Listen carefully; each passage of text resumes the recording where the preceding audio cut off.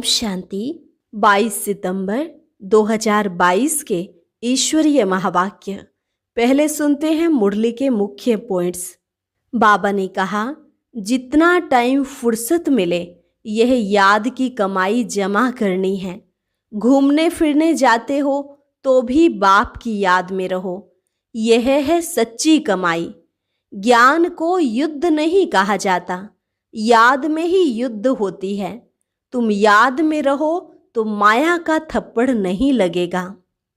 कोई तो ज्ञान बहुत अच्छा सुनाते हैं, योग कुछ भी नहीं। खुद में मैनर्स ना होने के कारण उन्नति नहीं होती, इसलिए याद बहुत अच्छी चाहिए। बाप की तो यही शिक्षा है, कभी विकार में नहीं गिरना।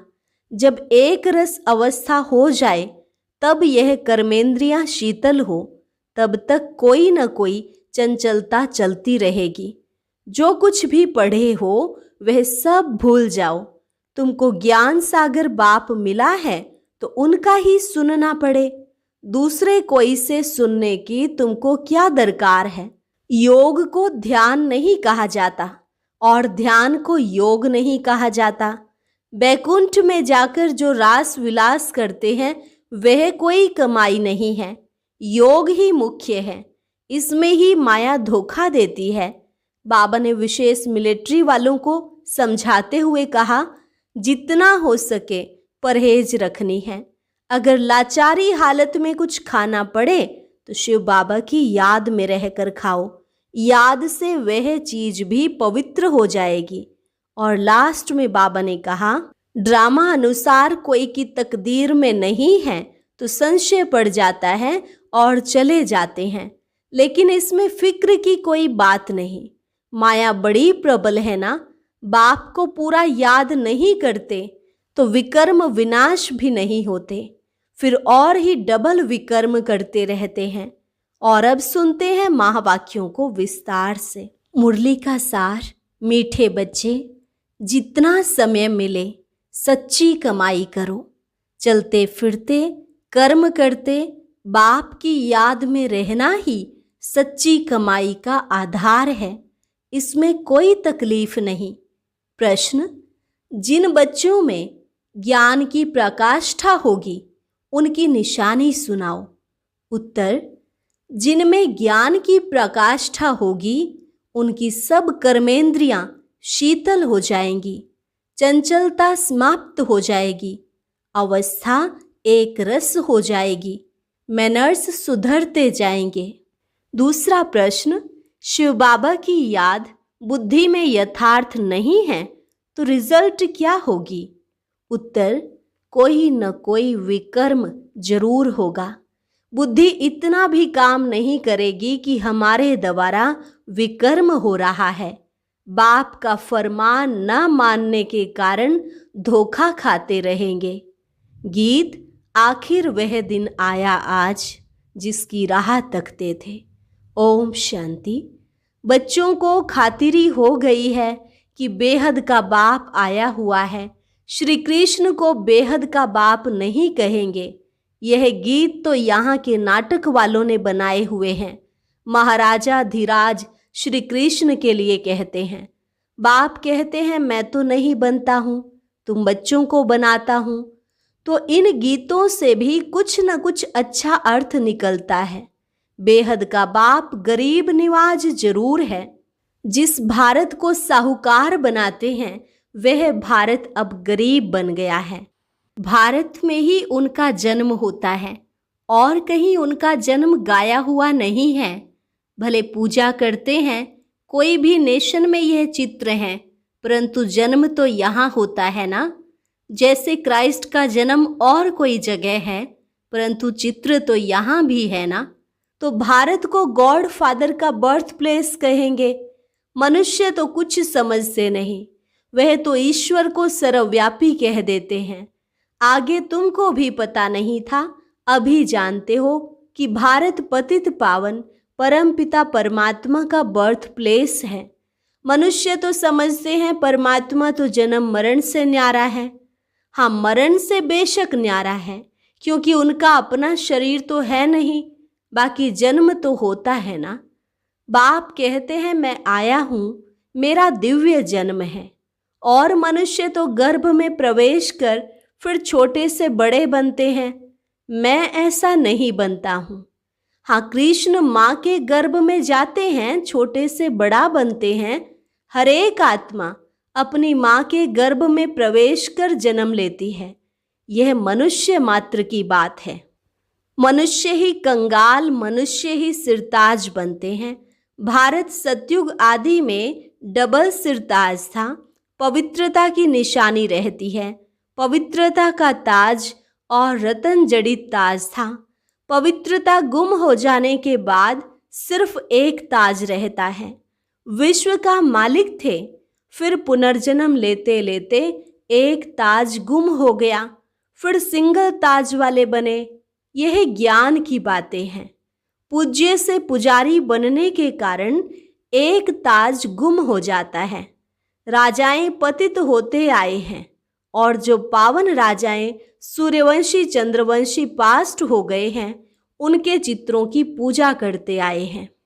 जो पवित्र पूज्य थे वही फिर पुजारी बने हैं। उनको ही 84 जन्म भोगने पड़ते हैं।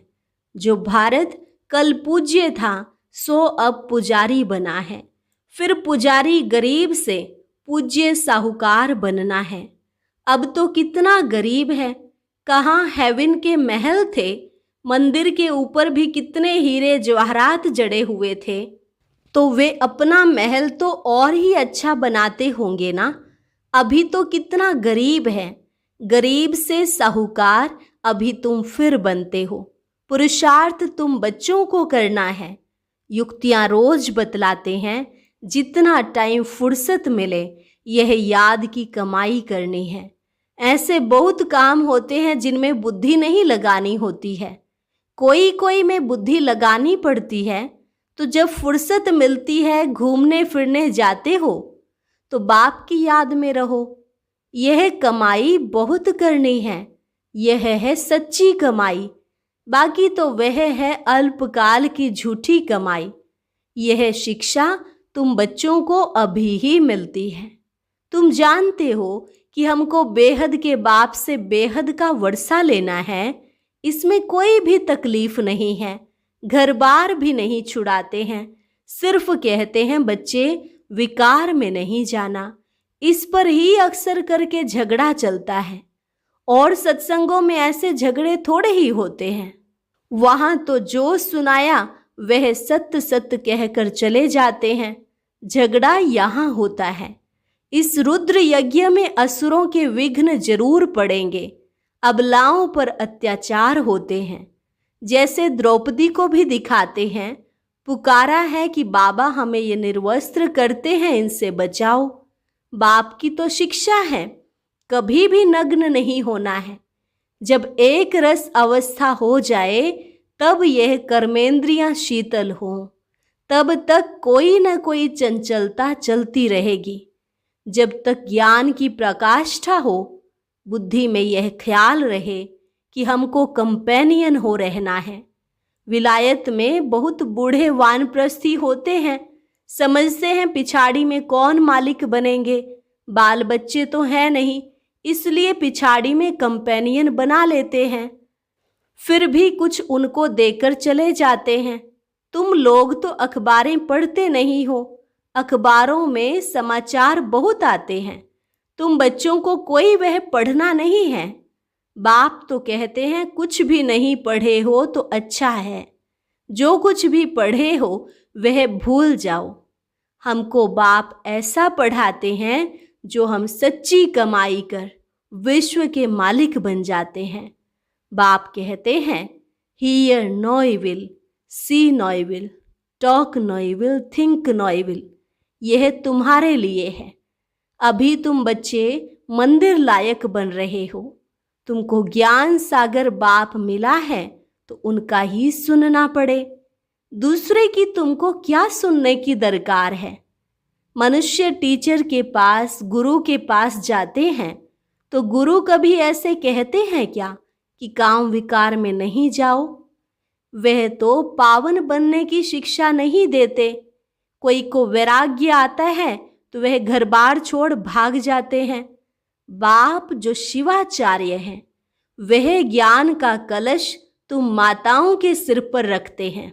बाकी इस पतित दुनिया में लक्ष्मी कहाँ से आई? लक्ष्मी नारायण तो सतयुग में होते हैं। अभी शिव बाबा इन द्वारा बैठ समझाते हैं। शिवाचार्य वाच ब्रह्मा मुख से, तुम बरोबर स्वर्ग के द्वार खोलते हो तो जरूर तुम ही मालिक बनेंगे। स्वर्ग का द्वार खोलते हो, गोया स्वर्गवासी बनने का पुरुषार्थ करते हो। तुम्हारा पुरुषार्थ ही है नरकवासी मनुष्य को स्वर्गवासी बनाना। बाप भी यह सेवा करते हैं ना। पतित से पावन बनाना तुम्हारा भी यही धंधा है जो बाप का धंधा है। आत्माओं को स्वर्गवासी बनाओ। स्वर्ग की चाहना तो सब रखते हैं ना। कोई मरता है तो कहते हैं फलाना स्वर्ग पधारा। उनसे पूछना चाहिए कि जब वह स्वर्ग में गया तो फिर नरक में बुलाकर ब्राह्मण आदि क्यों खिलाते हो? फिर तो यह अज्ञान अंधियारा हुआ। तुम यहाँ से सूक्ष्म वतन में ले जाकर खिलाते हो क्योंकि तुम जानते हो यह पवित्र भोजन है। वह जो मर जाते हैं उनको पवित्र भोजन थोड़े ही मिलता होगा। लिखते हैं बाबा फलाने का भोग लगाओ तो उनको पवित्र भोजन मिले। गाया हुआ है देवताएं भी ब्रह्मा भोजन को पसंद करते हैं। बरोबर तुम्हारी महफिल सूक्ष्म वतन में लगती है। ऐसे नहीं कि ध्यान कोई अच्छा है, नहीं। योग को ध्यान नहीं कहा जाता और ध्यान को योग नहीं कहा जाता। बाप कहते हैं मेरे साथ बुद्धि योग लगाओ तो विकर्म विनाश होंगे। वैकुंठ में जाकर रास विलास करते हैं, वह कोई कमाई नहीं है। मुरली तो सुन नहीं सकते। यह भोग आदि तो एक रस्म रिवाज है ड्रामानुसार। मनुष्यों की रस्म रिवाज और संगम योगी ब्राह्मणों की रस्म रिवाज में रात दिन का फर्क है। यहाँ से जाकर सूक्ष्म वतन में खिलाते हैं। इन बातों को जब तक नए समझे नहीं तब तक संशय उठता है। हम कहेंगे ड्रामानुसार इसकी तकदीर में नहीं है तो संशय पड़ा और चला गया। फिक्र की बात नहीं, इनकी तकदीर में नहीं था। पहली बात भूल जाते हैं कि हमको बाप से वर्षा लेना है। कोई बात में संशय बुद्धि बन पड़ते हैं। अरे हमारा काम है वर्षे से, हम पढ़ाई फिर क्यों छोड़े? मुरली तो सुनना है ना। निराकार बाप तुमको डायरेक्शन कैसे सुनाएंगे? उनको मुख जरूर चाहिए। ब्रह्मा मुख से अथवा ब्रह्मा कुमार कुमारियों से सुनना है। कोई बाहर में दूर चले जाते हैं, मुरली भी नहीं मिल सकती है तो बाप कहते हैं कोई हर्जा नहीं है, तुम याद में रहो और स्वदर्शन चक्र फिराते रहो। यह बाप की श्रीमत मिली हुई है। कहाँ भी हो तुम लड़ाई के मैदान में हो। बाप मिलिट्री वालों को भी समझाते हैं कि तुमको वह सर्विस तो करनी है, यह तो तुम्हारा धंधा है, शहर की संभाल करना है। तुम पगार खाते हो, एग्रीमेंट की हुई है तो संभाल भी करनी है। बुद्धि में लक्ष्य तो बैठा हुआ है। बेहद का बाप स्वर्ग का रचयिता है। वह कहते हैं बच्चे तुम मेरी याद में रहो तो विकर्म विनाश होंगे। शिव बाबा की याद में रहकर खाओ तो कोई ऐसी चीज होगी वह पवित्र हो जाएगी। जितना हो सके परहेज भी रखनी है। लाचारी हालत में बाबा को याद करके खाओ, इसमें ही मेहनत है। ज्ञान को युद्ध नहीं कहा जाता, याद में ही युद्ध होती है। याद से ही विकर्म विनाश होंगे।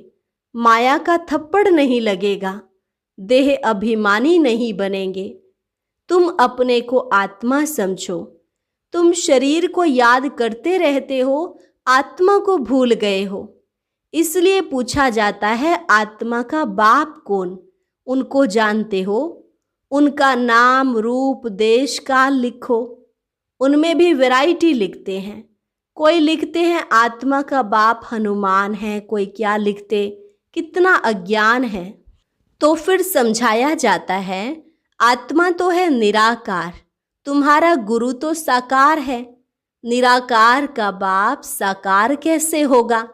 समझाने की प्रैक्टिस पर सारा मदार है। और साथ में मैनर्स भी अच्छे चाहिए। बहुत अच्छे अच्छे बोलने वाले हैं, दूसरे को तीर अच्छा लग जाता है। खुद में मैनर्स ना होने कारण उन्नति होती नहीं। याद बहुत अच्छी चाहिए। कोई तो ज्ञान बहुत अच्छा सुनाते हैं, योग कुछ भी नहीं। ऐसे नहीं कि योग बिगर ज्ञान की धारणा नहीं हो सकती है, धारणा तो हो जाती है। समझो किसको हिस्ट्री ज्योग्राफी सुनाते हैं, वह तो झट बुद्धि में बैठ जाएगा। बाबा की याद का कुछ भी बुद्धि में नहीं होगा। मांस मदिरा भी खाते होंगे, यह तो एक कहानी है। वह याद पड़ना तो सहज है। हिस्ट्री ज्योग्राफी बुद्धि में आ जाती है, याद की बात ही नहीं, पवित्रता की भी बात नहीं। ऐसे भी बहुत हैं। शिव बाबा को याद नहीं करते तो विकर्म विनाश होते नहीं, और ही जास्ती विकर्म करते रहते हैं। इतना भी बुद्धि काम नहीं करती कि यह विकर्म है। फरमान ना मानना यह तो बड़ा पाप है। शिव बाबा का फरमान है ना, यह करो। उनका फरमान नहीं मानेंगे तो बड़ा धोखा खाएंगे। बाकी हिस्ट्री ज्योग्राफी सुनाना तो बड़ा सहज है। बाबा ने समझाया है, तुम स्कूलों में भी जाकर समझा सकते हो। यह तुम हद की हिस्ट्री ज्योग्राफी पढ़ते हो, बेहद की तो तुम पढ़ते नहीं हो। लक्ष्मी नारायण का राज्य बताओ कहाँ गया। सूर्यवंशी चंद्रवंशी डायनेस्टी जो चली वह फिर कहाँ गई। उन्हों का राज्य किसने छीना, किसने चढ़ाई की। तुम बच्चे ही जानते हो कि यह चक्र कैसे फिरता है। यह किसको भी समझाओ तो 7 रोज में बुद्धि में आ जाएगा, परंतु मैनर्स नहीं है। ऐसे नहीं कि विकार में जाने से हिस्ट्री ज्योग्राफी को भूल जाएंगे। सारी बात योग की मुख्य है। योग में ही माया धोखा देती है। तुमको सर्वगुण संपन्न यहाँ ही बनना है। कई प्रतिज्ञा करके भी फिर ठहर नहीं सकते हैं। माया बड़ी प्रबल है ना। बाप को पूरा याद नहीं करते हैं तो विकर्म विनाश नहीं होते हैं, और ही डबल विकर्म करते रहते हैं। उनको पता भी नहीं पड़ता और कहने से भी समझ नहीं सकते। तुम बच्चे जानते हो कि बाप गरीब निवाज रहम दिल है। हम बच्चों को खास और सबको आम समझाते रहते हैं। इन पर्टिकुलर खास हम सुख धाम में जाते हैं, इन जनरल आम मुक्ति धाम में जाते हैं। सतयुग में बरोबर इन लक्ष्मी नारायण का ही राज्य था, फिर चंद्रवंशी, उनके बाद इस्लामी बौद्धि आदि आए हैं, तो वह आदि सनातन धर्म गुम हो गया है। बड़ का झाड़ कलकत्ते में जाकर देखो, फाउंडेशन है नहीं, सारा झाड़ खड़ा है। यह भी ऐसे है। अब फिर से स्थापना हो रही है। अच्छा, मीठे मीठे सिकिल अधे बच्चों प्रति माता पिता बाप दादा का याद प्यार और गुड मॉर्निंग। रूहानी बाप की रूहानी बच्चों को नमस्ते। रूहानी बच्चों की रूहानी बाप दादा को नमस्ते नमस्ते, गुड मॉर्निंग। धारणा के लिए मुख्य सार। पहली पॉइंट, किसी भी बात में संशय उठाकर पढ़ाई नहीं छोड़नी है। बाप और वर्षे को याद करना है। एक बाप से ही सुनना है, बाकी जो पढ़ा है वे सब भूल जाना है। Hear no evil, see no evil, talk no evil. आज का वरदान, बाप की छत्र छाया के नीचे रहें, माया की छाया से बचने वाले सदा खुश और बेफिक्र भव। बाप की छत्र छाया के नीचे रहें, माया की छाया से बचने वाले खुश और बेफिक्र भव। माया की छाया से बचने का साधन है बाप की छत्र छाया। छत्र छाया में रहना अर्थात खुश रहना। सब फिक्र बाप को दे दिया। जिनकी खुशी गुम होती है, कमजोर हो जाते हैं, उन पर माया की छाया का प्रभाव पड़ ही जाता है, क्योंकि कमजोरी माया का आह्वान करती है। अगर स्वप्न में भी माया की छाया पड़ गई तो परेशान होते रहेंगे, युद्ध करनी पड़ेगी। इसलिए सदा बाप की छत्र छाया में रहो, याद ही छत्र छाया है। स्लोगन: जिनका मुरली से प्यार है वही मास्टर मुरलीधर हैं। जिनका मुरली से प्यार है वही मास्टर मुरलीधर हैं। अच्छा, और अब सुनते हैं आज का अव्यक्त ज्ञान मोती।